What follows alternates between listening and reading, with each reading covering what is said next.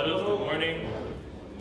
When our sages, our Chachamim, instituted the fast of Tisha B'Av, as we learned, it is a more stringent rabbinical fast than the rest of the rabbinical fasts.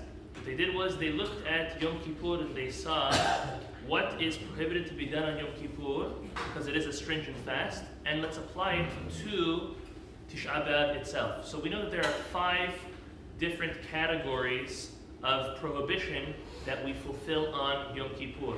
And we take those 5, we apply it to Tisha B'Av in order that we feel the fast, we feel the mourning, and there are extra additions which are prohibited on Tisha B'Av that are permitted on Yom Kippur, as we will see very briefly. So the first prohibition, the first of the, as we call it, Hamisha Inuim, the 5 things that we mourn with, that we fast with, obviously is no eating and drinking. We spoke about that last night. That's number 1.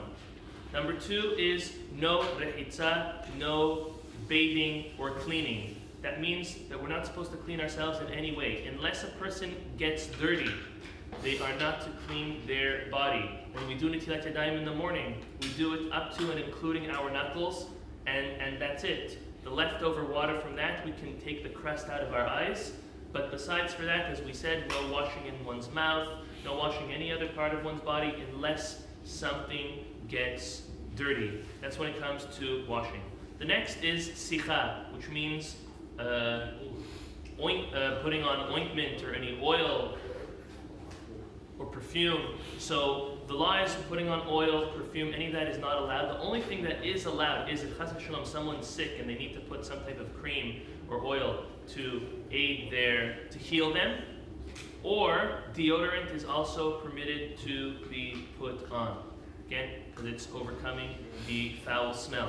The next category of prohibition is ne'ilat hasandal, is wearing leather shoes. Just like on Yom Kippur, we don't wear leather shoes, so too on Tisha B'Av, we do not wear leather shoes. Leather shoes consists of any part of the shoe has leather, even if it's only the tongue of the shoe, or even if, imagine you're wearing a pair of Nike shoes and the only thing that's leather is the tick, or the laces, anything. Now leather could be on the shoe. Now, even though nowadays most of the shoes that we have, if they're not leather, sports shoes are all synthetic, then it's not a problem to wear. Some go out of their way to make sure they're wearing uncomfortable non-leather shoes, but according to the letter of the law, any shoe that does not have leather is completely permissible to be worn. Now, the final prohibition that we learned from Yom Kippur is Tashmish HaMitah, is that there is a prohibition to have marital relations on Tisha B'Av. This applies from the night, that means this year it would apply from Motzei Shabbat, from Saturday night, all the way till Sunday evening. And this would also mean that according to halakha, just like when a wife is a nidah, she is not on touching terms, we'll put it that way. She has to wait until she needs to go to the mikveh. So too, during Tisha B'Av, just like Yom Kippur, a husband and wife should sleep in separate beds and not have any affectionate physical contact that would lead to relations. So that applies on Tisha B'Av, even if if one's wife is not a nidah. So separate beds should be slept in, and also no affectionate touching. Besides for these 5 prohibitions that we have on Tisha B'Av, there are extra ones. We're not going to go through each of them in great detail, but just so we know, we don't greet others, we don't say hi, we don't say good morning on Tisha B'Av. If someone comes and greets you, we don't return a greeting. It's a very sad, very hard day. We don't learn Torah on Tisha B'Av, except for anything that has to do with mourning or the destruction of the Bet HaMikdash and those sad topics, Echa, and so on. We sit on the floor for the first half of the day from the night until then.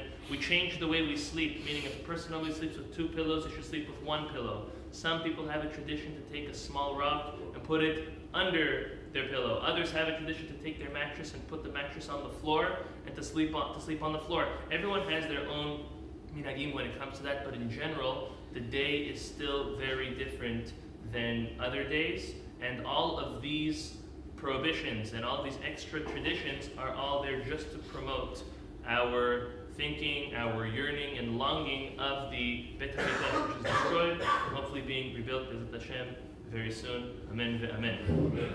This week for Erev Shabbat.